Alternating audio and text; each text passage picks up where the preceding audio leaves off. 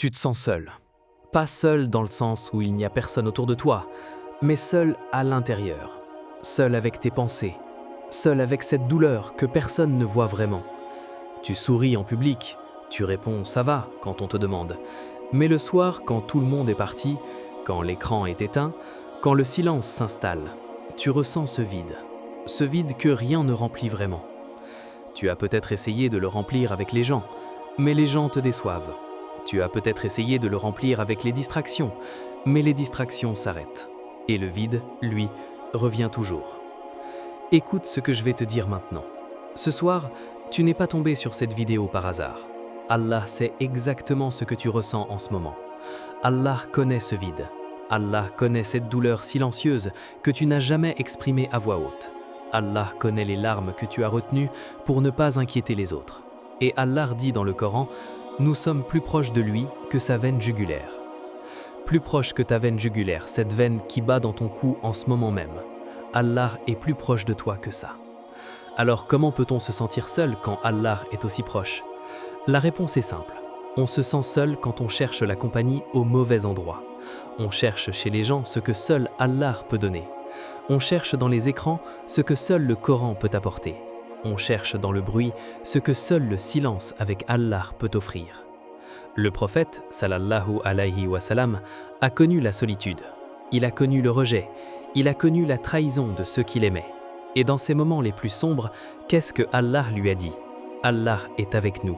Pas était, pas sera, est, maintenant, en ce moment même. Tu te sens abandonné par les gens? Allah ne t'abandonne jamais. Tu te sens incompris par ton entourage?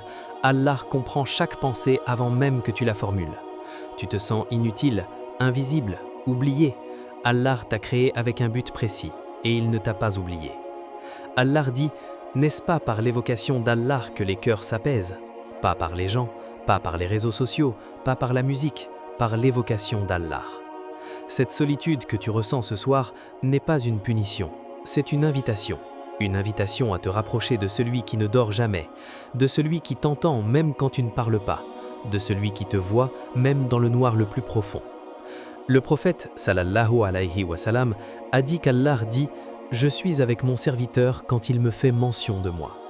Dès que tu dis Allahu Akbar, dès que tu dis Subhanallah, dès que tu dis Astaghfirullah, Allah est avec toi, immédiatement, sans délai, sans condition. Si tu veux aller plus loin et vraiment transformer ta relation avec Allah, j'ai créé le guide 30 jours pour abandonner tes péchés et revenir à Allah définitivement. Un plan concret jour par jour pour sortir du cycle du péché, retrouver la paix intérieure et ne plus jamais te sentir seul face à Allah. Le lien est dans la description. Alors ce soir, avant de fermer cette vidéo, avant d'aller dormir avec ce poids sur la poitrine, parle à Allah.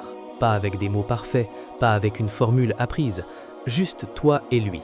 Dis-lui exactement ce que tu ressens. Dis-lui que tu te sens seul. Dis-lui que tu as besoin de sa présence. Dis-lui que tu veux te rapprocher de lui. Il t'entend, il t'a toujours entendu, et il n'a jamais cessé d'être là. Tu n'es pas seul, tu ne l'as jamais été. Tu avais juste oublié ou regardé. Ô Allah, apaise le cœur de celui qui se sent seul ce soir.